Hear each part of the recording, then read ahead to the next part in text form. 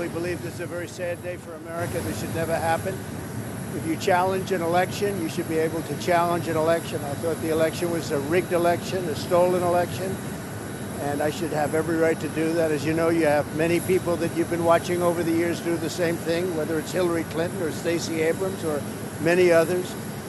When you have that great freedom to challenge, you have to be able to, otherwise you're going to have very dishonest elections. What has taken place here is a travesty of justice. We did nothing wrong. I did nothing wrong. And everybody knows it. I've never had such support. And that goes with the other ones, too. What they're doing is election interference. They're trying to interfere with an election. There's never been anything like it in our country before. This is their way of campaigning. And this is one instance, but you have three other instances. It's election interference. So I want to thank you for being here. We did nothing wrong at all. And we have every right, every single right, to challenge an election that we think is dishonest, that we think it's very dishonest. So thank you all very much, and I'll see you very soon. Thank you very much. Did you pardon yourself? President Trump, you ready to go to trial? I was different from the previous.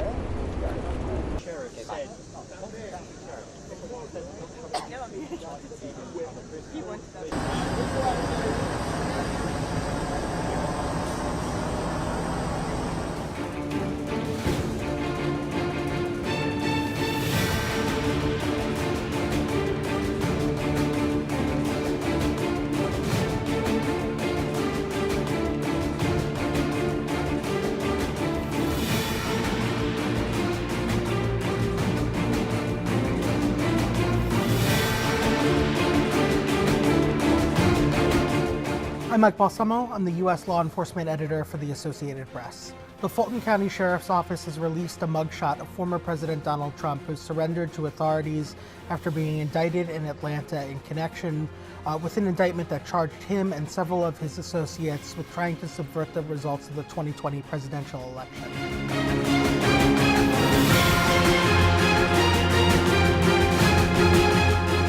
This is a historic moment in American history. It's the first time that a booking photo has been released of a former president, and Donald Trump is the first former president to be criminally charged.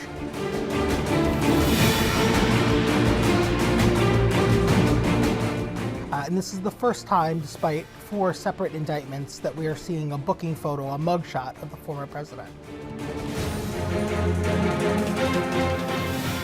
The process in Georgia is different because in New York and in federal court in Florida and in Washington, D.C., Trump surrendered just before he saw a judge for an arraignment in those cases. As part of that booking process, the Secret Service wanted to get him in and out of those buildings fairly quickly, and the authorities said they didn't think that they needed a booking photo because Trump is a pretty well-known figure as a former president, and because he's protected by the Secret Service, there are armed federal agents around him the entire time. In Georgia, though, the booking process is a little bit different. Defendants have to appear at the Fulton County Jail in order to be processed, and then he'll appear before a judge at a later date. In this case, both District Attorney Fani Willis, the Fulton County DA, and the sheriff in Fulton County have said Trump will be treated just like any other defendant.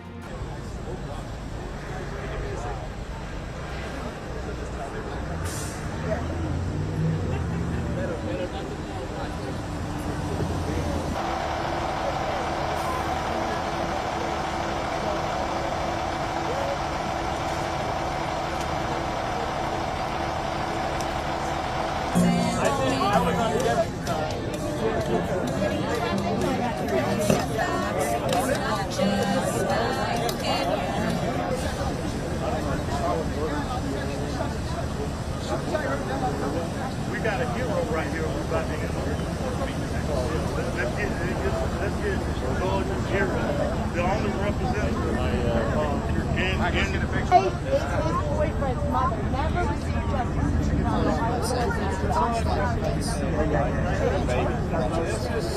No, you were stupid, sir. Stupid is as stupid does. You need to learn some facts. Would you like to come to my profile? Would you like pictures of Michelle Obama's mother?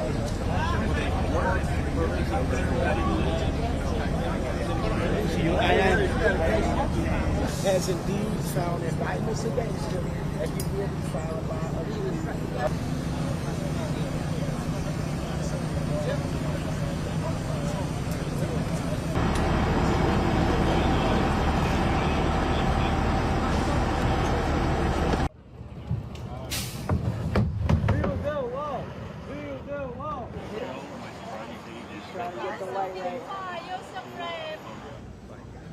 Our government,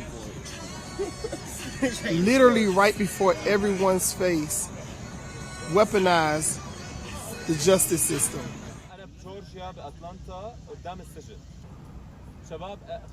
This is America. We don't have walls up. We actually allow people to question an election. Thanks to the Rico Don. You heard it here first.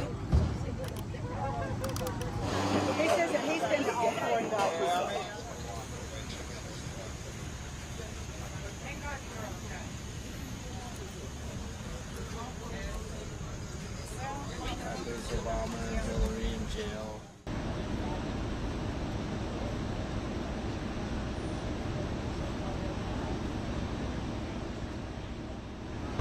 I think he's just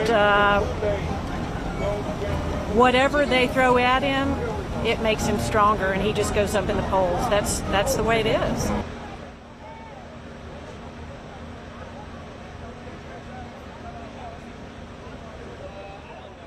Oh, without question. In fact, this whole thing is going to backfire because if it stays here in Atlanta, then the judge is allowing cameras, which means we get to see the full exposure of what really happened in Georgia. Something is weird going on here because I'm from Florida, and how is it that Georgia, of all places, is the only southern state that votes for Biden?